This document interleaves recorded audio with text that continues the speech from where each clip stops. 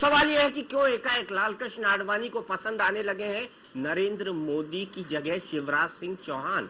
क्या कारण है इसके, इस पर भी हम बात करेंगे। साथ ही साथ बात करेंगे कि वाकई संघ परिवार में कोई बड़ा झगड़ा लगा है। इस पर बात करने के लिए हमारे साथ तमाम खास मेहमान मौजूद हैं।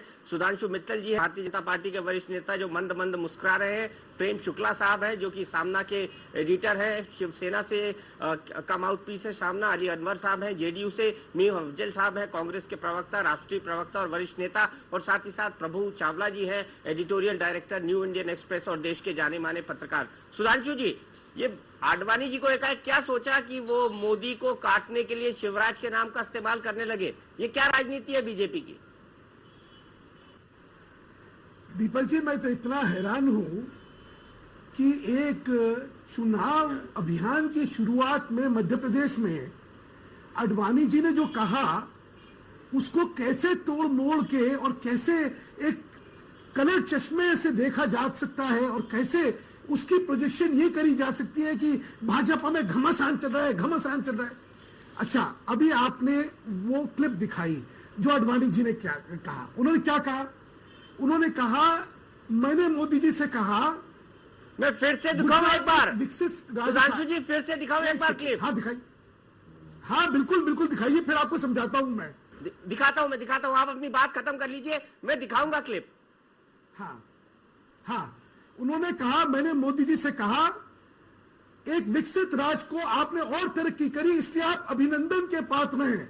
उन्होंने क्या कहा कि मैंने अभिनंदन करा मोदी जी का कि विकसित राज्य को, मतलब एक विकसित राज्य को आपने और आगे बढ़ाया। और चुनाव की जो रैली है मध्य प्रदेश में, वहां वो कहते हैं कि एक बीमारू राज्य जो था, उस बीमारू राज्य को इतना विकसित करा, इसके लिए ये अभिनंदन के वो पात्र हैं।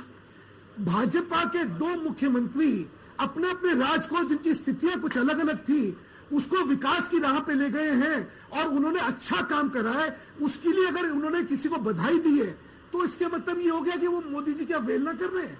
वो ये मोदी जी की जगह उसको कह रहे कि नहीं शिवराज जी आगे बढ़ गए। ये जो आप लोग सारा कर रहे हैं, ये सत्य से बहुत परे है। और कुछ भी हुआ उसका परिप्रेक्ष्य देखिए। मैं एक चीज और बताना चाहता हूं। उसके आगे इसी उस रैली में अरुण जेटली ने क्या कहा? अरुण जी ने कहा, speaking before miss leader of opposition, Arun Jaitley also praise mister Chauhan for his leadership skill at a time when the biggest national crisis is lack of leadership at the center. इसके मतलब क्या हुआ? आप कहेंगे देखिए प्रधानमंत्री जी के लिए अब तो अरुण जी भी, लीडरशिप तो बीसीसीआई में भी गड़बड़ थी, वहां जेटली जी ने क्या किया? हो रही है सुधांशु जी, लीडरशिप तो बीसीसीआई की सवालों में थी, वहां पे लोग कह रहे हैं कि अरुण जेटली जी ने मैच फिक्सिंग कर दी।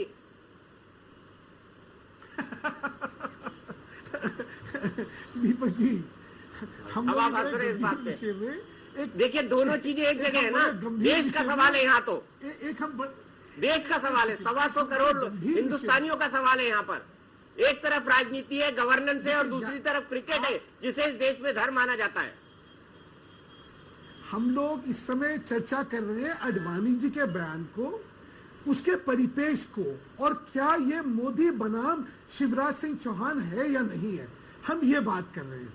और किसी भी रूप में जो आपने दिखाया था वो मोदी बनाम शिवराज सिंह चौहान कैसे हो गया, मैं तो बहुत हैरान हूं। और मैं सिर्फ निवेदन करना चाहता हूं, देखिए अगर सब लोगों ने तय कर रखा है कि कुछ भी बोला जाएगा, हैरान है कि नहीं? हाँ, कांग्रेस पार्टी हैरान है कि नहीं? सीधे तो कुछ भी के पास चलते हैं। जी अफजल साहब, आपको लगता है संघ परिवार में सब कुछ ठीक ठाक है? देखिए, इनके यहाँ कभी भी ठीक ठाक कभी भी नहीं रहा।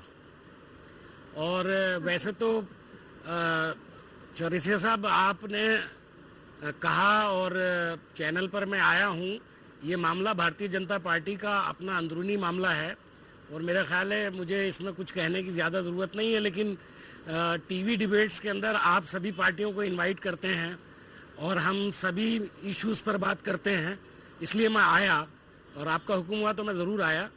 लेकिन मैं समझता हूँ भारतीय जनता पार्टी का अपना मामला है। लेकिन कुछ चीज़ें ऐसी हैं जैसे भारतीय जनता पार्टी के काफ़ी लोग इसकी सफाई दे रहे हैं। अभी सुधांशु भाई भी सफाई दे रहे थे, इससे पहले राजनाथ जी की भी सफाई दी। लेकिन जो आपने क्लिपिंग दिखाई है अडवाणी जी की, उससे साफ जाहिर होता है कि वो शिवराज सिंह चौहान और गुजरात के काम का मवाजना कर रहे हैं। उन्होंने कहा कि वहाँ पर पहले से एक तरक्की याफ्ता स्टेट थी और ये पिछड़ी हुई स्टेट थी, यहाँ के काम को उन्होंने सराहने की। तो इसका इनडायरेक्ट मतलब बिल्कुल यही है कि उन्होंने मोदी से उसकी तुलना की और मोदी साहब के मुकाबले में उनको ज़्यादा नंबर दिए। लेकिन मैं एक दूसरी बात कहना चाहता हूँ। अडवाणी जी बड़े वरिष्ठ नेता हैं, बहुत सीनियर हैं, देश के काफ़ी मुअम्मर लोगों में उनका शुमार होता है। अभी एक जगह पर बात हो रही थी, लोग कह रहे थे वो तो भीष्म पितामह हैं। मैं भी जानता हूं कि अडवाणी जी शायद अपने अंदर ये जानते हैं कि वो शायद प्रधानमंत्री नहीं बनेंगे, लेकिन मेरा ख्याल ये है कि इस वक्त जिस तरह से मोदी साहब की डिक्टेटरशिप पूरी पार्टी में चल रही है, जो बाहर से भी लोग देख रहे हैं, तो और जिस तरह से सारे पार्टी के लीडर बंधुआ मजदूरी कर रहे हैं मोदी की, अडवाणी जी शायद इस बंधुआ मजदूरी को तोड़ना चाहते हैं। और वो ये नहीं चाहते कि देश की दूसरे नंबर की जो बड़ी पार्टी है उसका मैसेज ये जाए कि उसका हर लीडर किसी एक लीडर का बंधुआ मजदूर हो गया है। अभी देखिए, आपने भी दिया इशारा और आईपीएल का आपने जिक्र किया। मैं भी आईपीएल पर देख रहा था, सभी सियासी लोगों से इस्तीफा मांग रहे थे। भारतीय जनता पार्टी के भी एक जिम्मेदार जो नेता हैं वो भी टीवी पर रोजाना डिबेट में सुबह शाम 3-3, 4-4 बार आते थे और कहते थे कि भाई सबको इस्तीफा देना चाहिए, यहाँ तक कि अरुण जेटली को भी उन्होंने नहीं छोड़ा। लेकिन उन्होंने भारतीय जनता पार्टी के मोदी जी का नाम नहीं लिया, चूंकि मोदी जी से इस्तीफा आईपीएल पे भी नहीं मांगा जा सकता, किसी की हिम्मत ही नहीं है। और फिर आपने जो शुरू में इसमें दिखाया वो मेरे लिए थोड़ा सा हैरत वाली बात है। आप बहुत ही अच्छे जर्नलिस्ट हैं, आपकी पहुंच बहुत है। आपने एक शुरू में क्लिपिंग दिखाई, इसमें आपका तबसरा आया कि मोदी जी ने फोन करके राजनाथ जी को कहा कि उनसे कहिए कि बयान दूसरा दें। अब ये तो मोदी जी कह सकते हैं और आपका सोर्स है, मैं उसको चैलेंज नहीं करूंगा, किस हद तक दुरुस्त है। इससे साफ जाहिर होता है नहीं हम जी अफजल साहब, हम खबरों के सबसे भरोसेमंद चैनल है, गलत खबर नहीं चलाते। मैंने मोदी जी ने राजनाथ सिंह जी मैंने चौरसिया साहब आपके ताल्लुक से मैं बहुत अच्छी तरह जानता हूं। मैं ये भी जानता हूं कि भारतीय जनता पार्टी, आरएसएस और इन सब चीजों को कवर करते करते आपकी दोस्ती और ताल्लुक कहां पर है। सब जगह आपकी अच्छी पकड़ है और आपने अगर ये खबर दी है, कभी किसी चैनल ने नहीं दिखाई है ये खबर, और अगर आपकी ये खबर है तो मैं तो यही मानता हूं कि आप इतनी जिम्मेदारी के साथ दिखा रहे हैं और उसका दावा भी कर रहे हैं, तो ये खबर सही होगी। आपकी इस लाइन से ये पता लगता है कि भारतीय जनता पार्टी की हालत क्या हो गई है। यानी भारतीय जनता पार्टी का सदर अडवाणी जी और एक मोदी साहब जो है उनको फोन करके कह रहे हैं कि आप उन्हें कहिए कि अपना बयान बदलें, और वो उसके बाद हैदराबाद के अंदर उस चीज को डिफेंड कर रहे हैं कि वो सबसे प्रिय नेता हैं। अब प्रिय नेता है या नहीं है, मैं तो इससे भी आगे बढ़कर के बात करूंगा कि कोई प्रधानमंत्री बना रहा है, कोई कुछ बना रहा है। मुझे तो लगता है प्रधानमंत्री बीजेपी का कोई होगा ही नहीं। उस पर अब आएंगे, क्योंकि प्रभु चावला जी भी हमारे साथ जुड़ गए हैं। प्रभु, मैं सबसे पहले ये जानना चाहूंगा आपसे कि अडवाणी जी ने मोदी की जलेबी बनाई है या इमरती? बड़ा मतलब देखन में छोटन लगे, घाव करे गंभीर, उस टाइप का स्टेटमेंट दिया उन्होंने। नहीं, जलेबी तो बनी गई है, क्योंकि इसके मतलब कई निकाले जा सकते हैं। इसके अंदर कह दिया कि उन्होंने जो है गुजरात पहले से विकसित था तो उसको बेहतर बनाया है मोदी जी ने, परंतु मध्य प्रदेश जो पिछड़ा हुआ था उसको उन्होंने अगर अच्छा काम करके दिखाया है। तो शिवराज चौहान जी वैसे ही हो गए कि अगर टेलेंडर जो हो वो सेंचुरी बना दे क्रिकेट के अंदर तो वो अच्छा माना जाएगा ना ओपनिंग बैट्समैन से कई बार। तो इसलिए लगता है कि अडवाणी जी बड़े समझ के गए, वो 40-50 साल से 60 साल से राजनीति के अंदर हैं। उनका हर शब्द, हर स्टेटमेंट के पीछे कोई ना कोई मायने रखता है। अटल जी कम बोलते थे, अटल जी जब एक शब्द बोलते थे तो उसके पीछे सारे की सारी दुनिया हिल जाती थी। तो अडवाणी जी जब भी बोलते हैं उसके पीछे कोई ना कोई मायना होता है। मैं देख रहा हूँ पिछले कई सालों से, यानी कि लगभग कम से 6-8 महीने से, जब चुनाव में मैं भी गया था अहमदाबाद के अंदर, वहां देखा था कि मोदी साहब ने किस तरह से अडवाणी जी को इग्नोर किया। उसके बाद एक शादी के अंदर, फंक्शन के अंदर जब अडवाणी जी गए थे तो अडवाणी जी को लेने जाने वाले थे मोदी साहब गए नहीं और अडवाणी जी को अकेले जाना पड़ा और अडवाणी जी वहां बैठे रहे, उससे पहले मोदी जी चले गए वहां से छोड़ करके। तो ये अपनी एक हो सकता है टेंशनों की काम हो, मैं नहीं कहता इसके पीछे कोई मोटिव है, परंतु अडवाणी जैसे वर्चस्व नेता जिन्होंने मोदी को बनाया है, मेरे को पता है मोदी किस तरह से मुख्यमंत्री बने थे 2002 के अंदर, किन लोगों ने कैसे काम किया था, मदन लाल खुराना को कैसे मनाया गया था। तो ये अगर मोदी जी भूल गए हैं, जब बाकी लोग भूल गए, क्योंकि मैं ज्यादा कुछ बोलना नहीं चाहूंगा, परंतु अडवाणी जी जो कहा है बिल्कुल सत्य है, क्योंकि शिवराज चौहान ने अच्छा काम किया, इसके बारे में कोई डाउट ही नहीं है। प्लानिंग कमीशन की रिपोर्ट कहती है, गवर्नमेंट ऑफ इंडिया की रिपोर्ट्स कहती हैं, और तीसरी बार अगर चुनाव जीतते हैं ऐसी स्टेट के अंदर जहां पर बीजेपी कभी दूसरी बार चुनाव नहीं जीती थी, वहां तो मोदी जी ने उसको सिर्फ जो रिकॉर्ड भी तोड़ा अपना वहां का। मोदी जी अच्छे कार्यकर्ता हैं बीजेपी के, उन्होंने अच्छा वहां पर काम किया है, कांग्रेस को लगभग समाप्त कर दिया, क्योंकि कांग्रेस के अंदर कोई नेता नहीं खड़ा कर दिया, जितने हो सकते थे उनको डिफेक्ट करा लिया। शिवराज चौहान थोड़े अपने लो प्रोफाइल रहते हैं। अगर शिवराज चौहान तीसरी बार चुनाव जीते हैं, जो 40 एमपी भेजता है जो प्रदेश जहां से अभी भी बीजेपी के गुजरात से ज्यादा लोग हैं, लगभग बराबर के लोग हैं, वहां पर वहां का अगर तीसरी बार जीतता है तो बहुत बड़ी अचीवमेंट होगी चौहान की। और चौहान साहब सारे देश के अंदर अपने कॉर्पोरेट लोगों के साथ जाकर के भाषण नहीं करते, या अमेरिका में उनको बुलाया जाए या नहीं बुलाया इसकी चिंता उनको नहीं होती। तो इसलिए मेरे को लगता है कि अडवाणी जी जो कहा वो सोच समझ के कहा है कि उनकी पार्टी के अंदर मोदी के अलावा शिवराज चौहान भी एक अच्छे मुख्यमंत्री हैं। मैं अभी रमन सिंह का इंटरव्यू करके आया थोड़े दिन पहले, रमन सिंह से मैंने पूछा कि मोदी जी के बारे में आपका कहना क्या है। उनका बड़ा अच्छा सा जवाब था कि मोदी जी अच्छे कार्यकर्ता हैं, मोदी जी मेरे से सीनियर है चीफ मिनिस्टर, क्योंकि वो मेरे से पहले चीफ मिनिस्टर बन गए थे 1 साल पहले। परंतु जब मैंने पूछा कि प्रधानमंत्री कौन बनेगा, वो कहते जो एनडीए के लोग बैठ के पार्लियामेंट्री बोर्ड के साथ मिलकर तय करेंगे वही बनेगा।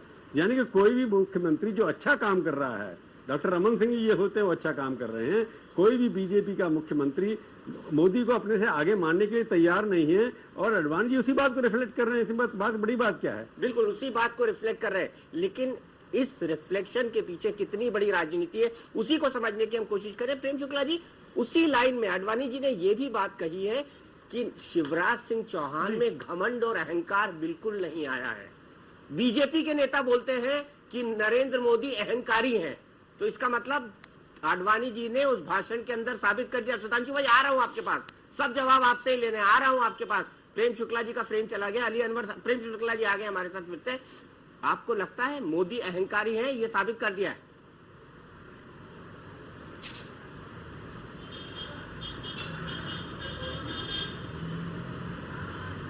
एक चीज निश्चित है दीपक जी कि लाल कृष्ण आडवाणी जी यदि सोमनाथ से अयोध्या के लिए नहीं निकले होते तो कोई राजनाथ सिंह, कोई नरेंद्र मोदी, कोई शिवराज सिंह चौहान, कोई रमन सिंह इस देश में मुख्यमंत्री नहीं बन पाता। चूंकि उन्होंने हिंदुत्व की लहर चलाई, भारतीय जनता पार्टी के उनसे बड़ा कोई भीष्माचार्य अटल जी के बाद नहीं है। यदि आडवाणी जी नहीं चाहते, जैसा प्रभु जी ने भी कहा, तो नरेंद्र मोदी जी कभी मुख्यमंत्री नहीं बनते, और जो मुख्यमंत्री नहीं बनते तो आज प्रधानमंत्री पद की पात्रता पर चर्चा ही प्रारंभ नहीं होती। इसलिए भीष्माचार्य के नाते यदि लालकृष्ण आडवाणी जी जो कुछ कहते हैं तो भारतीय जनता पार्टी में उसका अत्यंत महत्व होना ही चाहिए। संघ परिवार भी उसके महत्व को स्वीकारता रहा है। इसलिए जिन्ना वाले मामले पर आडवाणी जी को अध्यक्ष पद से हटने के बावजूद प्रधानमंत्री पद की उम्मीदवारी के लिए संघ परिवार ने उनके नाम पर ही मोहर लगाई। ये पुरानी राजनीति है। राष्ट्रीय जनतांत्रिक गठबंधन के भी जो तमाम घटक दल हैं, लाल कृष्ण आडवाणी के पास जब जाते हैं तो आशीर्वाद की मुद्रा में जाएंगे, जब नरेंद्र मोदी के पास जाएंगे तो बराबरी की मुद्रा में जाएंगे। यदि नरेंद्र मोदी आशीर्वाद की मुद्रा में दिखाई देंगे तो पहले भारतीय जनता पार्टी का जो नेतृत्व है उसको उनके आशीर्वाद की मुद्रा को स्वीकारना होगा। और ये भारतीय जनता पार्टी बहुत जबरदस्त लोकतांत्रिक दल है, ये से स्पष्ट होता है। और मीम अफजल जी के लिए मैं ये कहना चाहूंगा कि आपके यहाँ तो सरकार लोकतंत्र को 2004 में अपहरित कर लिया गया, जब आदरणीय सोनिया गांधी ने तमाम सांसदों की हस्ताक्षर के बावजूद बिना किसी को विश्वास में लिए जाकर राष्ट्रपति के यहाँ प्रधानमंत्री नियुक्त कर लाई। आपका लोकतांत्रिक अधिकार अपहरित हो गया। उसके बाद आज भी सोनिया गांधी के शब्द के बाहर कोई विमर्श करने की हिम्मत नहीं पाल पाता, और आप भारतीय जनता पार्टी के बंधुआ मजदूरी पर प्रवचन दे रहे हैं। ये बहुत आश्चर्यजनक है। मैंने भारतीय जनता पार्टी जो में बात कही है वो आपने शायद समझी नहीं कि मैंने क्या कहा। नरेंद्र मोदी या लालकृष्ण आडवाणी जी आप के लोग जो है किसी भी बात पर जो है चलते हुए बात कर रहे हैं, बात कर सकते हैं। नरेंद्र मोदी जी ने इंडिया न्यूज की खबर को ही और अगर मैं सोनिया जी की बहस में आपको ले जाऊंगा तो आपको लाजवाब कर सकता हूँ, लेकिन शायद इसका मौका नहीं है। भी बात रख सकते हैं। बात रख सकते हैं। राहुल गांधी की नजरों के खिलाफ किसी में हिम्मत नहीं कि नजर मिलाकर देख ले, आपके प्रधानमंत्री की भी हिम्मत नहीं। आप लोकतंत्र पर यदि प्रवचन दे रहे हैं भारतीय जनता पार्टी को, तो ये पूरी लोकतंत्र पर सबसे लेकिन बड़ा प्रेम शुक्ला जी, ऐसा प्रेम है कि शुक्ला जी, आप आप घुमा तो गए, मेरे सवाल का जवाब नहीं कर दिया। रहे क्या हैं। नरेंद्र मैं मोदी जानता हूं आपका अहंकारी मकसद क्या है, है? मेरा ख्याल है पॉइंट पर रहें तो प्रेम ज्यादा शुक्ला अच्छा जी, होगा। क्या नरेंद्र मोदी अहंकारी है? सीधा सवाल है, इसलिए मैं ये इंडिकेट किया आडवाणी जी ने अपने भाषण में। मोदी जी अहंकारी हैं ऐसा आडवाणी जी ने कहा नहीं, लेकिन यदि किसी में अहंकार भाव हो तो आडवाणी जी की यही सलाह है कि उससे बच ले। किसी जमाने में लखनऊ में नारा लगता था कि कल्याण सिंह यदि लखनऊ में नहीं तो दिल्ली में अटल बिहारी वाजपेयी नहीं रहेंगे, और 56 सांसद जाते थे उत्तर प्रदेश से। वाजपेयी जी रह गए और कल्याण सिंह जी की दुर्गति हो गई।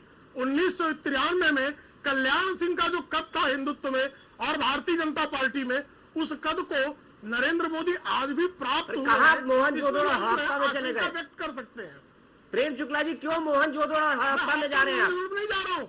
कहाँ की खुदाई लेकर बैठे हुए हैं? बड़ी पुरानी बातों के लिए मेरे को लगता है केंद्रीय नेतृत्व बहुत प्रबल है। नहीं, प्रेम गुप्ता, ये काम प्रेम हम जी, आप पार्लियामेंट में ये काफी कहना कर चुके चाहते हैं हैं, डाइवर्ट करने का। मैं आपको रोक रहा हूँ बीच में। आपको नहीं, वो बात ठीक है। ये मान रहे हैं कि किसी जैसे कल्याण सिंह जी अहंकारी थे, उसी तरफ इशारा कर रहे हैं कि नरेंद्र मोदी भी शायद उसी मुद्रा में जा रहे हैं। आप ये कह रहे हैं कि बार बार नहीं ऐसा I कुछ think- आडवाणी जी ने I कहा think नहीं प्रेम- है, प्रेम लेकिन अगर शुक्ला कोई इशारा क्रिकेट के समझना डिफेंसिव हो चाहे रहे हैं। तो वो विश्लेषण कहानी पर आप ये कह रहे हैं। श्रीनिवासन की पारी खेल रहे हैं वो। प्रेम शुक्ला जी श्रीनिवासन जी की पारी खेल रहे हैं। मैं सीधे चलूंगा अली अनवर जी के पास। अली अनवर जी, बड़ा सीधा सवाल है मेरा आपसे, क्या आपको लगता है नरेंद्र मोदी अहंकारी हैं? जिसका इशारा, मैं नहीं कह रहा हूं आडवाणी जी ने कहा, जिसका इशारा आडवाणी जी ने ये कहकर किया है कि शिवराज में अहंकार नहीं है। देखिए चौरसिया साहब, आडवाणी साहब बहुत सीनियर लीडर हैं और उन्होंने जो भी बात कही है वो तर्कसंगत है और वो मौजू भी है। और देखिए, आज़ादी के बाद ही नहीं, आज़ादी के पहले से जो गुजरात है वो विकसित राज्य रहा है। मैं आपको एक उदाहरण बताता हूं कि ईस्ट इंडिया कंपनी के पास जितनी दौलत थी, वहां पर एक गफूर मियां थे। उन्होंने कहा कि तुमको तुम्हारी जितनी पूंजी है उतना मैं लौटा देता हूं, तुम इस मुल्क से दफा हो जाओ। तो एक गफूर मियां के पास वहां इतनी दौलत थी, और जो वहां के नगर सेठ थे उनके पास जो दौलत थी वो पूरे बैंक ऑफ इंग्लैंड के दौलत से भी ज्यादा दौलत थी। तो आडवाणी साहब तो ठीक ही कह रहे हैं, हम समझते हैं कि ठीक ही तथ्य परक है, लॉजिकल है उनकी बात कि भाई वो तो पहले से विकसित है, लेकिन जो बीमारू राज्य है, जो बिहार है, जो मध्य प्रदेश है और जो दूसरे राज्य हैं जो जहां पर पहले से बहुत हालत खराब थी, उसमें अगर सुधार हुआ है तो क्रेडिट तो इन लोगों का है। तो उन्होंने बात तो ठीक ही कही है, इसमें कुछ भी गलत बात नहीं है। और बात यह है कि मीडिया को लोग जो मीम अफजल साहब को हम एनडीए के दावेदार के तौर पर लालकृष्ण आडवाणी आपको प्रधानमंत्री के तौर पर मंजूर है?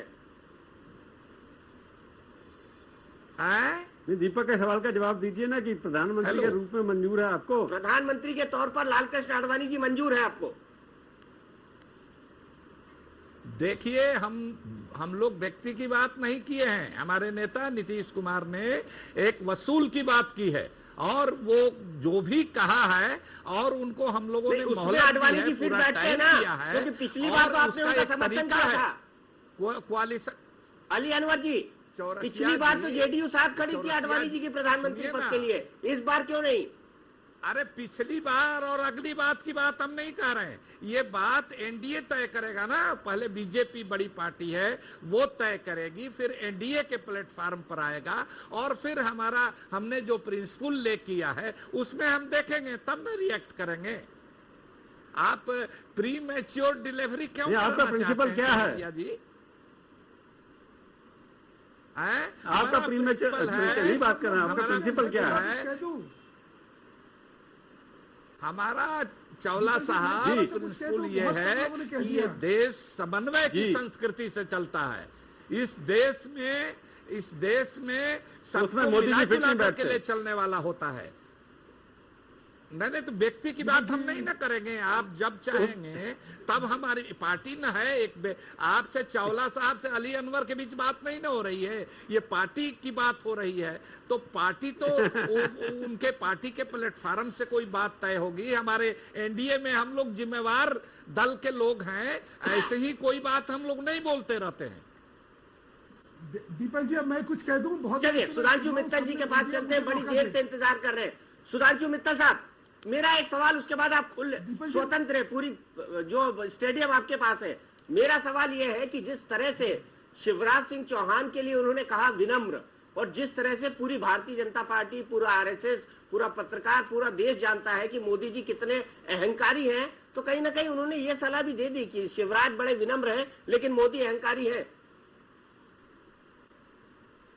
देखिए फिर ये वही पूर्वाग्रह से ग्रस्त एक एनालॉजी है, किसी बयान को तोड़ बोलने की। मैं आपको पढ़ के सर मेरा क्या पूर्वाग्रह हो सकता है? मिस्टर नरेंद्र मोदी भी मेरे दोस्त है, शिवराज सिंह चौहान भी मेरे दोस्त है, और आडवाणी जी की मैं बहुत इज्जत करता हूँ। मेरा क्या पूर्वाग्रह होगा? मैं बता रहा हूँ, और ये सब हकीकत आप भी जानते हैं। उन्होंने, अरे मुझे बताने तो दीजिए। Mister Advani even went to the extent of comparing Mr. Chauhan to former Prime Minister Atal Bihari Vajpayee. Atalji's greatest quality was his politeness. Shivraj also, even after all these years, is untouched by arrogance. ये ना, इस बयान को आपने कहाँ ले गए? आप इनको तो यार सुधांशु जैसे मानते क्यों नहीं जब वो बार बार कह रहे हैं? आप तो उससे भी ज्यादा आगे बढ़ रुकिए एक गए। मिनट। आडवाणी जी के मामले में उससे भी ज्यादा आगे बढ़ गए। ट्रांसलेट करके अपना इंटरप्रिटेशन निकाल रहे हैं। भाषण हिंदी में दिया था सुधांशु भाई, आप उसको अंग्रेजी में ट्रांसलेट करके अपना इंटरप्रिटेशन निकाल रहे हैं। आप एक काम करिए, उनका उन्होंने कहा ना शिवराज एरोगेंट नहीं है, इसका मतलब ये बात तो मोदी जी ने भी कह सकते थे, क्यों नहीं कही उन्होंने? एक मिनट, लालकृष्ण आडवाणी जी का जितना अनकट बाइट है, सुधांशु जी जैसे ही अपनी बात खत्म करें उसको सुनवाया जाए। जी ये भाषण कहाँ आप खत्म करिए, उसके तुरंत बाद लालकृष्ण आडवाणी जी ने क्या कहा ये सुनाएंगे हम आपको। चौरसिया जी, भाई मुझे चौरसिया जी, आप पहले एक मिनट आता हूँ, सुधांशु जी का नंबर है। मुझे भी बोलने नहीं दीजिए भाई, पहले मेरा नंबर खत्म हो जाने दीजिए, उसके बाद भाई एक बात, आडवाणी जी कहाँ जाके ये भाषण दे रहे हैं? मध्य प्रदेश में। उस समय मौका क्या है? मौका ये है कि हमें अपना चुनाव अभियान चालू श्री गणेश करना है। उसके उपलक्ष्य में आडवाणी जी को और अरुण जेटली जी को बुलाया जाता है वहां पे। वो मध्य प्रदेश में जाके मध्य प्रदेश की बात करेंगे या कुछ और बात करेंगे? अरे आप किसी भी एक्टर को ले लीजिए, आप किसी शायर को ले लीजिए, वो जब दिल्ली आएगा कहेगा तो गुजरात का नाम ही नहीं ले रहा था उनको क्या दे रहा था? एक बीमारू राज्य को सफल बना दिया शिवराज जी ने। उन्होंने मध्य प्रदेश का नाम क्यों लिया ये बताइए ना। गुजरात का हाँ गुजरात, मध्य प्रदेश में मध्य प्रदेश। हाँ गुजरात, करेक्ट सर लॉजिक ठीक है ना? बिल्कुल ठीक बात है आपकी, बिल्कुल ठीक बात है। उन्होंने मोदी से कंपैरिजन किया और कहा कि वो जो है अरे कहाँ कंपैरिजन करा? आप गुजरात आता ही नहीं ना बीच में। आप तो इतने परिपक्व मतलब पत्रकार हैं, एक बार उनकी पूरी क्लिप सुन लीजिए, उसके बाद आप जोड़ सकें तो फिर डिबेट करेंगे। मैंने सुना भैया, मैं जानता हूँ आडवाणी जी को, आपसे ज्यादा जानता हूँ, आपको पता है ना। मैं आप व्यक्तिगत कुछ नहीं देखिए, अब आप उस बयान को नहीं पढ़ पाए, सुधांशु जी आप भी जानते हैं उनको दोनों।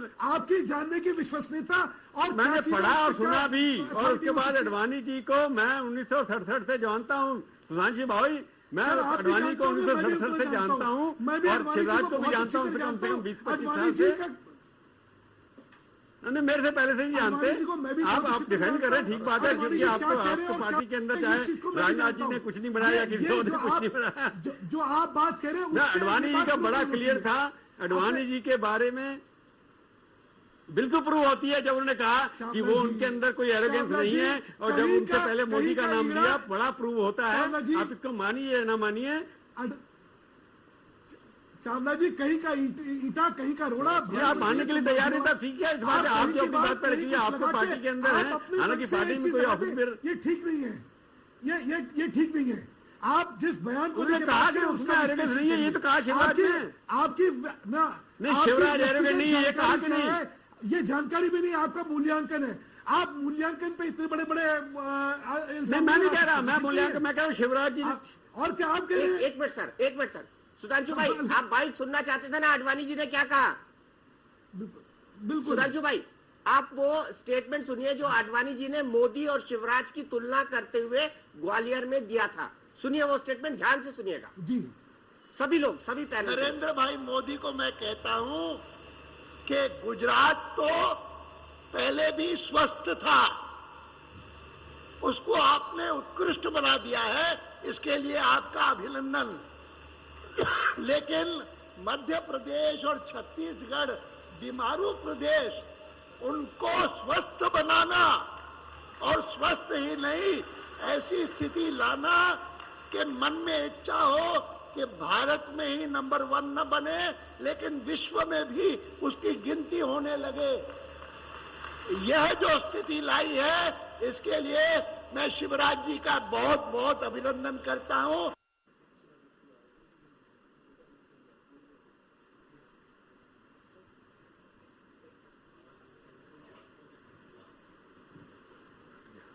सुन लिया सवाल ये सुधांशु जी कि अगर शिवराज जी का अभिनंदन ही करना था तो फिर नरेंद्र मोदी का नाम क्यों लिया गया? और ये क्यों कहा गया कि नरेंद्र भाई को मैं बार बार कहता हूं कि आपको तो एक विकसित राज्य मिला था? अरे क्या बात करें, अब आपने बयान सुनने के बाद ही अगर ये कहे तो फिर मैं क्या कह सकता हूं दीपक जी। उन्होंने क्या क्या कहा, एक एक करके मुझे विश्लेषण करने दीजिए। उन्होंने कहा इसको इतना उत्कृष्ट बनाना, इसके लिए आप अभिनंदन के पात्र हैं। फिर उन्होंने कहा छत्तीसगढ़, मध्य प्रदेश, हर राज्य में जो बीमारू राज्य थे उनके लिए ये ड्रीम रखना कि ये देश के नंबर 1 नहीं होंगे, विश्व के नंबर 1 होंगे, और ऐसी स्थिति में काम करना, इसके लिए मैं बधाई दे रहा हूं। अब किस चीज को अच्छे में और ग्वालियर में आप जब अपने चुनाव की रणनीति और चुनाव का बिगुल बजा रहे हैं, वहां पे इस बयान को एक राजनीतिक रैली में कहना, उसको अगर हम ये तोड़ मोड़ के ये कहेंगे कि नरेंद्र मोदी के खिलाफ बोला, ये तो कमाल हो जाएगा। अगर यही, तभी मैं कहता हूं ये सारी चीजें पूर्वाग्रह से ग्रस्त हैं। आप इतने एक इनोसेंट बयान को एक उसके परिप्रेक्ष्य को देखते हुए, उसके संदर्भ में बोला है, उसको देखते हुए आप कहां की चीज कहां ले जा रहे हैं? छत्तीसगढ़ का नाम क्यों लेते? अगर उनको यही कहना होता तो छत्तीसगढ़ का नाम क्यों लिया? मुकाबला तो अडवाणी ने क्लैरिफाई क्यों नहीं किया? अडवाणी ने क्लैरिफाई क्यों नहीं किया? राजनाथ जी करेगा, अडवाणी क्यों नहीं करते इस बात को?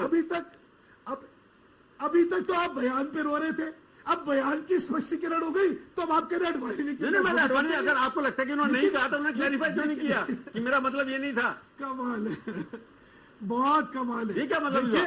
राजनाथ जी से कहलवा रहे हैं आप कि ये मतलब नहीं है। राजनाथ जी, आपकी बात का इंटरप्रिटेशन मैं कैसे कर सकता हूँ?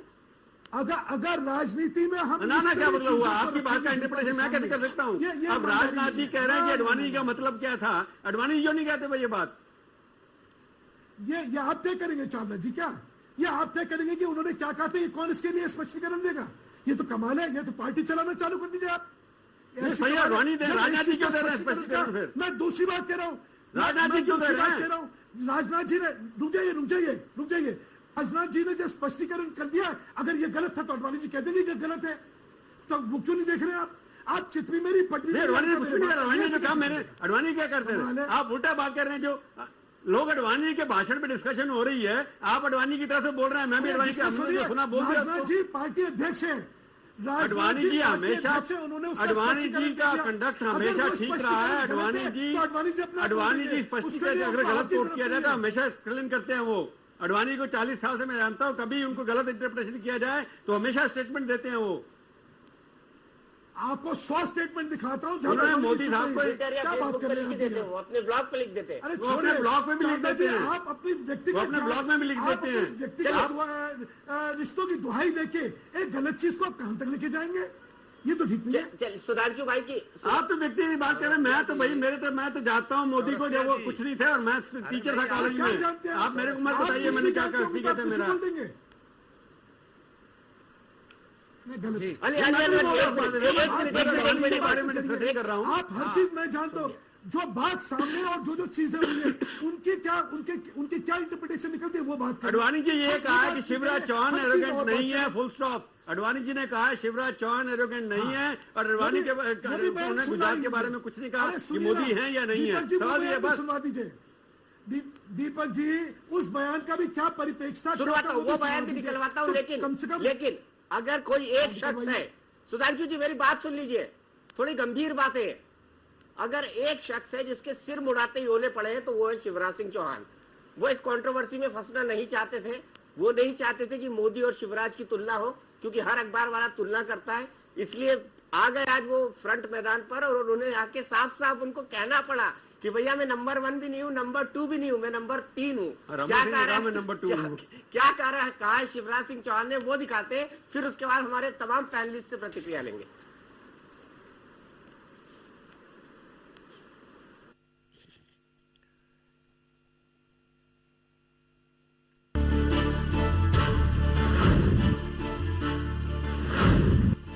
शिवराज सिंह चौहान को लालकृष्ण आडवाणी ने नरेंद्र मोदी से बेहतर सीएम बताया तो बीजेपी के भीतर सियासी तूफान पैदा हो गया।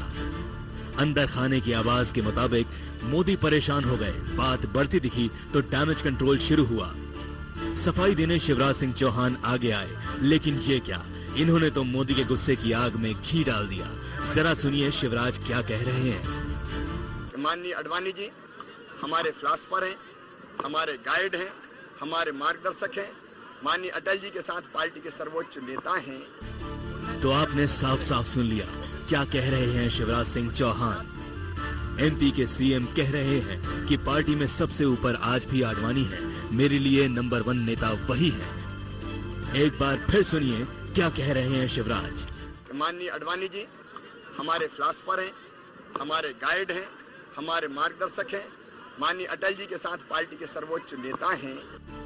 आपके जहन में सवाल होगा कि शिवराज की नजर में मोदी का नंबर कहां है और खुद उनका नंबर क्या है। इस पर शिवराज का जवाब हम आपको सुनाएंगे, लेकिन इतना बता दें कि जरा मध्य प्रदेश के सीएम के शब्द शब्द पर गौर कीजिएगा। वे अभी जो नंबर बताने जा रहे हैं वो आडवाणी के पीछे के कतार में बीजेपी के सबसे बेहतर और सीनियर सीएम की लिस्ट का है। नरेंद्र मोदी जी हमारे सीनियर हैं, बड़े भाई हैं। मुझसे सीनियर रमन सिंह जी है।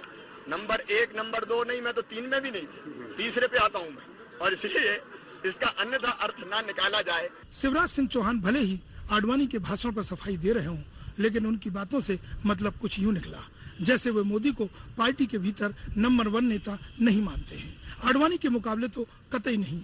कोई और इस बयान का जो भी अर्थ निकाले, लेकिन मोदी के लिए संकेत साफ है। कैमरामैन राहुल सेजकर के साथ राकेश अग्निहोत्री, भोपाल, इंडिया न्यूज। तो बड़ी दिलचस्प बात कही है शिवराज सिंह चौहान ने। शिवराज सिंह चौहान ने ये कहा है कि अभी भी पार्टी के सर्वोच्च नेता मोदी नंबर 1 है। अरे सुधांशु भाई सुन तो लीजिए, पत्रकार का काम इंटरप्रिटेशन करना होता है। अभी उन्होंने क्या कहा है शिवराज सिंह चौहान ने, मैं आपको बताता हूँ। सर्वोच्च नेता हमारे लालकृष्ण आडवाणी, नंबर 1 कौन हुए? नरेंद्र मोदी। नंबर 2 कौन हुए? रमन सिंह। नंबर 3 हुआ मैं। तो प्रेम शुक्ला जी ऑटोमेटिकली लालकृष्ण आडवाणी प्रधानमंत्री पद के उम्मीदवार और दावेदार हैं अभी भी। अब आप खेल कर रहे हैं दीपक जी ना, अब आप खेल कर रहे हैं। जो बयान है उसका विश्लेषण नहीं, ये तो बिल्कुल गलत बात है। भारतीय जनता पार्टी के पार्लियामेंट्री बोर्ड का खेल खेले वो ठीक है, पत्रकार अपनी पत्रकारिता भी न करे। इसलिए एनडीए के अध्यक्ष को जो है प्रधानमंत्री पद के उम्मीदवारी से बाहर कर देना, ये तो गलत ही होगा सीधा। और ये ध्यान रखना चाहिए एक कि मुख्यमंत्री होना और मुख्यमंत्री के रूप में बहुत अच्छा परफॉर्म करना, ये कभी प्रधानमंत्री पद का ये जो है क्राइटेरिया नहीं रहा है। पंडित जवाहरलाल नेहरू कभी मुख्यमंत्री नहीं थे, लाल बहादुर शास्त्री जी मुख्यमंत्री नहीं थे, इंदिरा जी मुख्यमंत्री नहीं थी, राजीव गांधी मुख्यमंत्री नहीं थे, चंद्रशेखर मुख्यमंत्री नहीं थे, इंद्र कुमार गुजराल मुख्यमंत्री नहीं थे, अटल बिहारी वाजपेयी मुख्यमंत्री नहीं थे, अटल बिहारी वाजपेयी मुख्यमंत्री नहीं थे, डॉक्टर मनमोहन सिंह भी मुख्यमंत्री नहीं थे। दीपक जी कोई मुख्यमंत्री नहीं था। इसलिए मुख्यमंत्री आप बहुत अच्छा काम कर रहे हैं, प्रधानमंत्री पद के उम्मीदवार नहीं है। सुधांशु जी एक प्रतिक्रिया अली अनवर जी से भी, बहुत देर से बैठे हैं, मैं उसके बाद आपके पास ही आ रहा हूँ। अली अनवर जी आपको लगता है आडवाणी जी प्रधानमंत्री पद की रेस से अभी भी बाहर नहीं है शिवराज के इस बयान को देखने के बाद? देखिए चौरसिया जी, पहली बात तो मैं ये कहूंगा कि सुधांशु जी जो ये कह रहे हैं कि आडवाणी साहब के बयान में कुछ भी गलत नहीं है, मैं भी उनसे एग्री कर रहा हूं। लेकिन आप सुधांशु जी से मेरी तरफ से ये पूछिए कि जब कुछ भी गलत नहीं है, आप ये समझ रहे हैं, तो इतने तरह की सफाई देने की बात क्यों हो रही है और नाराजगी क्यों हो रही है मोदी साहब की आडवाणी जी के इस बयान से? तो उनको तो मोदी जी को समझाना चाहिए, वो आपको क्यों समझा रहे हैं? हमको तो यही कहना है। आप बोलिए, मैं जवाब दे दूं। मैं सामने दिख गया ना, यही सवाल मैं उनसे पूछता हूँ, यही सवाल। सुधांशु जी, मेरा बड़ा सीधा सवाल, अगर आडवाणी जी लौह पुरुष हैं, अगर आडवाणी जी भीष्म पितामह हैं, अगर आडवाणी जी नरेंद्र मोदी को बनाने वाले हैं, तो मोदी को बुरा क्यों लग रहा है? क्यों फोन करके राजनाथ सिंह को बोल रहे हैं कि इस बयान पर सफाई दो?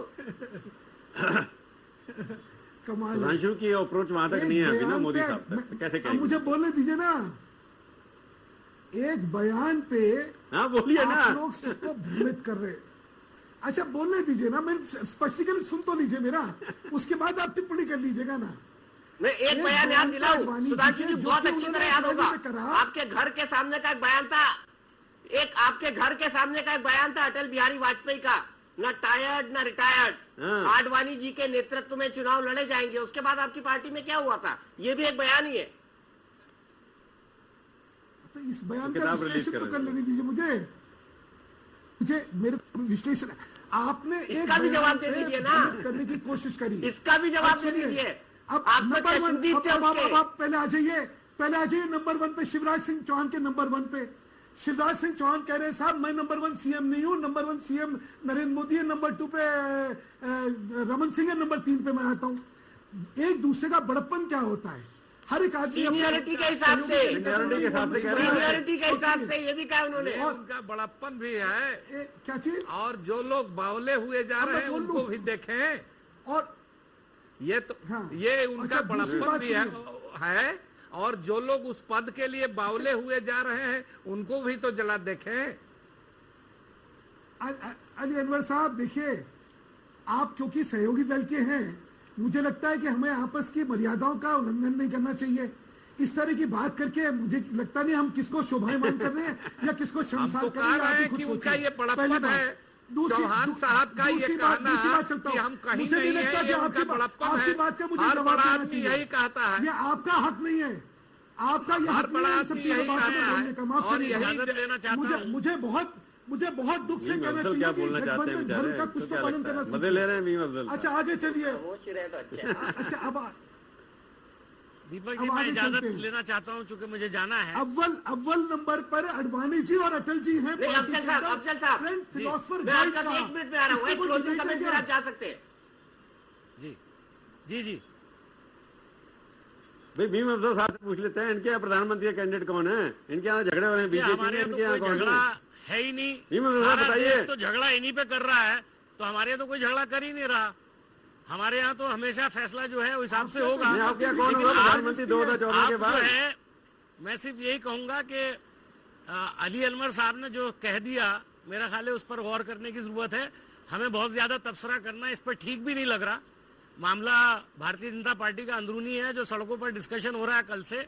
लेकिन ये बात सही है जो यहाँ कही गई कि ये इतना अहम मुद्दा है, कम से कम लोगों की नजर में उनका इंटरेस्ट, जिनका भारतीय जनता पार्टी में इंटरेस्ट है, हमारे लिए तो कोई खास बात नहीं है। ये हम तो ना बहुत अच्छा आडवाणी जी को मान रहे हैं, हो रहा है कि राहुल गांधी शिवराज जी को मान रहे हैं। लेकिन आज मैंने इस बहस में एक बात मैं कहूंगा, मैं बड़े भाई की तरह हैं, बहुत अच्छा बोलते हैं, आपके यहाँ भी यही चर्चा है। लेकिन मुझे ऐसा लगता है कि आज की बहस में बहुत डिफेंसिव पर है। भारतीय जनता पार्टी के जो हमारे प्रवक्ता हैं इस वक्त काफी डिफेंसिव पर है। मैंने कभी उनको इतना डिफेंसिव पर देखा नहीं, और आपके इस प्रोग्राम में मुझे ऐसा लगता है, चूंकि इस चैनल में कम से कम मुझे वो चीज नजर आ रही है जो अभी किसी दूसरे चैनल पर उसका इजहार हुआ नहीं है। जो आपने खबर दी है कि टेलीफोन गया, इससे आप अंदाजा लगा लीजिए कि भारतीय जनता पार्टी में क्या होता है। बहुत बहुत शुक्रिया।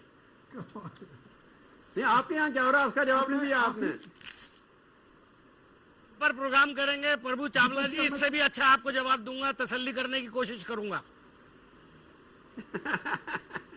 आई थिंक सुधांशु भाई कुछ कहना चाहते हैं। सुधांशु भाई, बिना रोक टोक के, लेकिन बीच में ऐसा सवाल मत उठा देना कि मुझे जवाब देना पड़े। अच्छा, 3 चीजें आडवाणी जी ने एक चुनाव का शंखनाद बचाते हुए मध्य प्रदेश में तारीफ करी वहां के मुख्यमंत्री की, जो चुनाव के लिए आए हुए हैं और चुनाव लड़ने जा रहे हैं। उसको हम लोग किस चश्मे से देखेंगे, एक हमें सोचना चाहिए। आडवाणी जी और अटल जी भाजपा के शीर्ष फ्रेंड फिलोसफर गाइड है, इसमें कोई डिबेट है क्या? और वही शिवराज जी चौहान बोल रहे हैं, उसको भी हम लोग किसी और परिप्रेक्ष्य में देखें, ये भी गलत है। तीसरी बात, नंबर 1, नंबर 2, नंबर 3 का परिप्रेक्ष्य मुख्यमंत्री का परिप्रेक्ष्य है, और उस परिप्रेक्ष्य के अलावा किसी और परिप्रेक्ष्य में उसको देख के कोई खबर बनाई जाए, ये भी गलत है।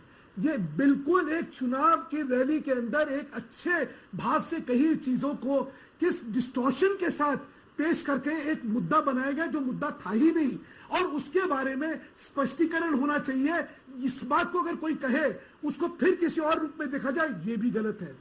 मेरा कहना है, हम लोग अपने मनों में अगर एक दृष्टि लेके चल के सारी चीज को किसी और परिप्रेक्ष्य में लेके जाएंगे, ये शायद भाजपा के साथ आप अन्याय कर रहे हैं, शिवराज सिंह चौहान से के साथ अन्याय कर रहे हैं, आडवाणी जी के साथ अन्याय कर रहे हैं, और नरेंद्र मोदी जी के साथ अन्याय कर रहे हैं। कृपया चीजों को तथ्य जो हैं उनके आधार पर अगर देखें, और उनकी इंटरप्रिटेशन जो हम अपनी तरफ से करना चाहते हैं उसके आधार पर ना देख के करें, तो शायद राजनीति जो है वो एक बहुत स्वस्थ राजनीति होगी, मूल्य पर आधारित होगी। मैं बड़ा खुश हूं कि आज भाजपा के पास ये हक से कहना पड़ता है उसको कि हमारे हर राज्य का मुख्यमंत्री आज नंबर 1 की तरफ जा रहा है। क्यों? हम लोगों ने सत्ता में विकास, सुशासन, इस पे जोर दिया है। कुशासन पे या विकास की जगह भ्रष्टाचार पे हमारी परंपरा और हमारी नीति नहीं है। ये है मेरी बात कहने की। चलिए सुधांशु जी, 2 सवाल मैं पूछना चाहूंगा, आखिरी 2 सवाल, उसके बाद मैं क्लोजिंग कमेंट दोनों अपने पैनलिस्ट से लूंगा। पहला सवाल ये कि शकील अहमद ने कहा कि मध्य प्रदेश में एक नई पार्लियामेंट्री कॉन्स्टिट्यूएंसी तलाश रहे हैं, और खबर यह भी आई कि गांधीनगर इस बार मोदी आडवाणी जी को हरवा देंगे। ये तो चर्चा बीजेपी के अंदर 7 और 8 महीने से चल रही है। दूसरा सवाल ये कि अगर मनीष तिवारी कह रहे हैं कि आरएसएस के अंदर सिविल वॉर है, ये ट्विटर पे लिखा है, आईएनबी मिनिस्टर देश के उसने लिखा है, तो बीजेपी कम से कम इसका खंडन कर देती, आडवाणी जी खंडन कर देते, पार्टी खंडन कर देती, गुजरात इकाई खंडन कर देती कि आडवाणी जी सीट छोड़ के नहीं जाएंगे और बीजेपी में कोई सिविल वॉर नहीं है। इस देश में शकील अहमद साहब को कितना गंभीरता से लेना चाहिए उसके बारे में मुझे क्या कहना है। और आडवाणी जी अगर सीट तलाश कर रहे होंगे तो शकील अहमद, आडवाणी जी को तो गंभीरता से लेना चाहिए ना, आडवाणी जी को तो गंभीरता से लेना चाहिए ना। और एक सेकेंड, और शकील अहमद के कहने पे आडवाणी जी अपना स्पष्टीकरण ये भेजते रहे कि मैं गुजरात में नहीं, मैं मध्य प्रदेश में सीट कर रहा हूं, तो भैया आप ये सजेस्ट कर सकते हैं, मैं तो कभी कह नहीं सकता। दूसरी बात आती है मनीष तिवारी जी की। मनीष तिवारी जी को शायद संघ की निकर उन्होंने पहनी होगी और संघ के लोगों से ज्यादा उनके संपर्क नहीं होंगे, तो उनको ये पता होगा। मैं सिर्फ उनसे कहना चाहता हूं, अगर आप भैया इतने ही करीब हैं संघ के, तो अपनी पार्टी में बचा लीजिएगा। संघ के प्रति, आपके प्रति पार्टी में जितनी नफरत है, शायद आपके दिन जो है उसके बाद अपनी गुजरात की इकाई जो है वो, चलो गुजरात की इकाई कह देती, गुजरात की इकाई कह सकती थी कि हम आडवाणी जी हमारे यहाँ से चुनाव लड़ेंगे। गुजरात के लोग कह सकते थे, आडवाणी नहीं कहते। मतलब हर आदमी क्यों कहेंगे? क्योंकि आपको वहां लड़ा, मेरे को पता वहां थे आडवाणी जी लोग जो कह रहे हैं, अगर ट्राई करना गुजरात का कोई छोटा आदमी कह देता, वहां का ऑफिस बेयर, वहां का प्रेसिडेंट कह देता कि नहीं आडवाणी जी हमारे यहाँ से चुनाव लड़ेंगे। शकील अहमद जैसे आदमी, एक शकील अहमद जैसे व्यक्ति, शकील अहमद, अरे क्या हो, शकील अहमद भारतीय राष्ट्रीय कांग्रेस के प्रवक्ता है। उनकी राजनीतिक गंभीरता क्या है चावला जी, उनके राजनीतिक गंभीरता क्या है, उसके कम से कम सबक हम आपसे तो नहीं लेने वाले। आप माने ना माने, प्रवक्ता पार्टी से आपको जो सूट करता है वो कहेंगे, बाकी आपको सूट नहीं करता नहीं कहेंगे। अपनी उनके हर तीसरे दिन स्टेटमेंट को आप कहते हैं राजनाथ सिंह डिफेंड कर सकते हैं, वहां जो एक सेकंड सुन तो लीजिए, शकील अहमद जी के बयान पे हर तीसरे दिन उनकी पार्टी कहती है ये उनका व्यक्तिगत बयान है, हमारा इससे कोई लेना देना नहीं है। ऐसे व्यक्ति के बयान पे हम लोग स्पष्टीकरण देते रहे। अरे आपको लगता है अडवाणी, हमें आपको लगता है अडवाणी वहां से लड़ेंगे क्या? आप बताइए, आपको लगता है वहां से अडवाणी लड़ेंगे? अरे मैं अडवाणी अहमदाबाद से लड़ेंगे, क्यों नहीं लड़ेंगे? कहाँ क्या अभी गांधीनगर से लड़ेंगे कि नहीं? अभी तो वो वहीं से लड़ रहे हैं जहाँ के वो हैं। उसके अलावा कुछ होगा तो आपको जानकारी दे देंगे हम लोग। चलिए, मेरे पास वक्त बहुत कम है, इसलिए चलते चलते प्रभु आपसे आखिरी कमेंट। क्या आडवाणी जी नरेंद्र मोदी से इतने दुखी हैं कि उनको प्रधानमंत्री नहीं बनने देना चाहते हैं? वो नहीं, प्रधानमंत्री बने ना बने, परंतु ये बड़ा क्लियर है कि अडवाणी जी के साथ जो आज की नई नेता हैं, जिनको बनाया है अडवाणी जी ने, मेरे को पता है कि 1990 से लेकर के 2000 तक बड़े बड़े नेताओं को उन्होंने बना दिया, छोटे नेताओं को बड़ा नेता बना दिया। वही जो छोटे नेता बड़े तो बन गए, परंतु अडवाणी जी की इंसल्ट हर मौके पर वो करते चले जा रहे हैं। अडवाणी जी को बड़ा नेता मानने के लिए तैयार, शिवराज जी ने जिस तरह से कहा, बाकी जो नेता हैं जो वो उनको अडवाणी जी को रेस्पेक्ट देना नहीं चाहते, जो उनको डिजर्व वो करते हैं। अगर 8 साल के नेतृत्व में अडवाणी जी को पार्टी ने ऐसा बनाया कि 290 सीटें आ गई, तो उस अडवाणी जी को लगता है कि मैंने इन नेताओं को आगे बढ़ाया। ये नेता जैसे घर के अंदर बेटा अगर बड़ा होकर के बाप की बेइज्जती करना शुरू कर दे, और उनके जैसे उन्होंने जिन्ना के ऊपर एक बयान दिया था, इन्हीं में से कुछ नेता थे जो आज सुधांशु मंत्री उनका नाम ले लेंगे, उन्होंने बयान दिलवाए थे अपने लोगों से अडवाणी जी को रिटायर होना चाहिए। आज के अखबार में पढ़ लीजिए कौन से लोग हैं जो अडवाणी जी के खिलाफ लिख रहे हैं। उससे स्पष्ट हो जाता है कि मोदी के जो दोस्त हैं वो सारे के सारे अडवाणी जी को कहते हैं रिटायर हो जाइए। तो उससे क्या निकाले? मतलब जो मोदी जिनके साथ खाना खाते हैं दिल्ली में आकर के, जिनके घर में बैठते हैं, अहमदाबाद में आकर के उन घर में मीटिंग करते हैं, वही नेता अखबार के अंदर, वही पत्रकार अखबार के अंदर लिखते हैं कि Advani ji has lost his relevance, he should retire. अगर उस तरह से करें, और उसका डिनायल कोई नहीं होता, वो दिल्ली के बैठे नेता और मोदी के लोग जो जितने भी जो एक गैंग बन गया है, मोदी अच्छे आदमी है खुद, परंतु मोदी के आसपास के जो लोग हैं वो अडवाणी और मोदी में झगड़ा करा करके मोदी का भट्टा बिठा रहे हैं। मोदी जी को ये बात समझ में आनी चाहिए। आखिरी सवाल, कल इन्फोसिस के जो रिटायर्ड चेयरमैन थे नारायण मूर्ति, वो वापस आ गए, वो फिर से इन्फोसिस बोर्ड में आ गए, 1 रुपए की तनख्वाह की सैलरी पे वो काम करेंगे। क्या आपको लगता है कि आडवाणी जी के लिए भी वैसे दिन आ सकते हैं आने वाले 6 महीने बाद, और वो भी प्रधानमंत्री पद की रेस में होंगे? क्योंकि इंडियन एक्सप्रेस में एक कार्टून भी छपा हुआ है, आडवाणी जी इन्फोसिस की खबर पढ़ रहे हैं और बड़े उम्मीद के साथ उस कार्टून को देख रहे हैं। वो तो कार्टून तो एक मजाक ठीक है, पर मैं ये कहते थे ओल्ड इज गोल्ड जिसको कहते हैं, कि जिस तरह के नेता उन्होंने अडवाणी तैयार किए थे, अडवाणी को भी दुख हो रहा होगा कि उन्होंने किस तरह के नेता घमंडी तैयार कर दिए जो उनकी बात ही नहीं मानते। सवाल ये कि इन्फोसिस में नारायण मूर्ति इसलिए वापस आए कि कामत जैसे लोग, जिनको हवाबाज की तरह उन्होंने बना दिया चेयरमैन, उनको अब कामत साहब पता लगे, कामत साहब को भी कॉर्पोरेट वर्ल्ड ने बना रखा था। ऐसे ही कोई नेता बीजेपी के अंदर जिनको कॉर्पोरेट वर्ल्ड ने बना रखा है, तो जिसके साथ कॉर्पोरेट वर्ल्ड खड़ा हो जाता है वो किसी भी पार्टी में नेता नहीं बन सकता। जो कॉर्पोरेट वर्ल्ड से अलग हट के रहता है, धरती से जड़ के रहता है, जैसे अटल जी थे, कभी कॉर्पोरेट वर्ल्ड के साथ मिक्स भी नहीं होते थे, अडवाणी भी ज्यादा मिक्स नहीं होते हैं। तो अगर आप जनता के साथ जुड़े हुए हैं, कार्यकर्ताओं के साथ जुड़े हुए हैं, अडवाणी जी ने 2 MP की पार्टी को 190 तक खड़ा किया। आज चाहे उम्र उनकी बड़ी हो गई हो, परंतु चलने में अगर आप कोई मुकाबला कर लें, 60 साल के नेता जो हैं उनके मुकाबले जो चलेंगे, अगर चाल चलता देख लो, अडवाणी काफी तेजी से चलते हैं, वो पीछे रह जाएंगे, चाहे मोदी जी भी उसके अंदर हो। तो अडवाणी जी अभी भी प्रधानमंत्री के दौर से बाहर नहीं है, क्योंकि जेडीयू के लोग, अकाली दल के लोग सारे उनको एक पिता समझते हैं। उनकी भाषा पर कंट्रोल है, उनके सोचने में बदल है, वही सबको इकट्ठा लेकर के चलते हैं। परिवार को ले जाने की स्थिति जो है वो अडवाणी जी के अंदर और किसी के नेता के अंदर नहीं है। एक लाइन का जवाब सुधांशु जी, क्या आडवाणी जी 2014 में भी, 2014 ही होगा ना, 2014 में भी प्रधानमंत्री पद के उम्मीदवार हो सकते हैं एनडीए के? क्योंकि प्रेम शुक्ला भी हाँ बोल रहे हैं और अली अनवर साहब भी हाँ बोल रहे हैं। मेरे पास सिर्फ 30 सेकंड है। भाजपा का प्रधानमंत्री का उम्मीदवार कौन होगा ये संसदीय बोर्ड जो है वो तय करेगा। उससे पहले जब तक किसी के बारे में फैसला न हो जाए, उसमें सारे प्रधानमंत्री के उम्मीदवार हो सकते हैं, सबका अपना अपना हक हो सकता है। तो इसलिए उससे पहले किसी की भी टिप्पणी या किसी के बारे में कोई विश्लेषण जो है वो फजूल है।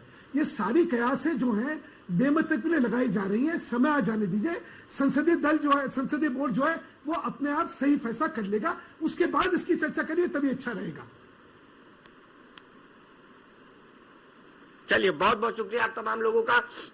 वक्त हमारा ज्यादा गुजर चुका है, गला मेरा खराब होता जा रहा है, बैठता जा रहा है, लेकिन चलते चलते बीजेपी के अंदर जो बातचीत चल रही है उसके ऊपर ये दो लाइनें बड़ी फिट बैठती हैं कि बीजेपी के कई पुराने नेता इस बात पर विचार करते हैं बोया पेड़ बबूल का आम कहां से पाएं, और शायद इसीलिए आडवाणी जी को वैसे बयानों की जरूरत पड़ रही है। इंडिया न्यूज पर खबरों का सिलसिला लगातार जारी है।